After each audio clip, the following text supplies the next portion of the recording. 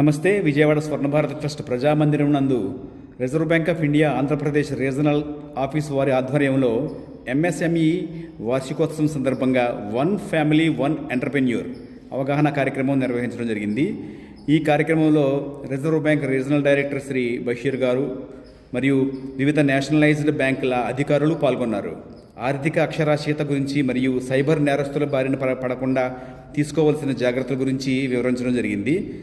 ఏ bank నుండి కూడా OTP చెప్పమని, క్యూఆర్ కోడ్ స్కాన్ చేయమని ఫోన్ చేసి చెప్పడం ఉండదని, మీకు సంబంధించిన వారు ప్రమాదంలో ఉన్నారని, అమౌంట్ పంపించమని ఫోన్ రావడం వంటి వాటి విషయంలో అప్రమత్తంగా ఉండాలని, ఈ మధ్యకాలంలో పెద్ద వాళ్ళనే లక్ష్యంగా చేసుకుని డిజిటల్ అరెస్ట్ పేరుతో బెదిరించి కోట్లలో సొమ్ము కాజేస్తున్నారు.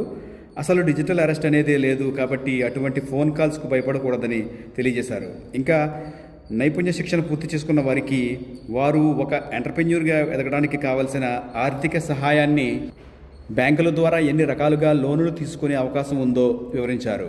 ఆర్సిటీ ద్వారా శిక్షణ పొంది బ్యాంకుల సహకారంతో ఎంటర్ప్రెన్యూర్లుగా ఎదిగి విజయం సాధించిన కొందరిని పరిచయం చేయడం జరిగింది. వారు వారి అనుభవాలను ఈ సమావేశంలో పంచుకోవడం జరిగింది. ఇంకా బ్యాంకింగ్ రంగానికి సంబంధించిన అనేక విషయాలను జానపద కళ బుర్రకథ రూపంలో ప్రదర్శించడం ఆహ్వానితులు అందరినీ ఆకర్షించినది. మరిన్ని మంచి విషయాలు తెలుసుకుంటూ వీడియోను లైక్ చేసి ఛానల్ను సబ్స్క్రైబ్ చేయగలరు. ధన్యవాదములతో బండారు రామకృష్ణ.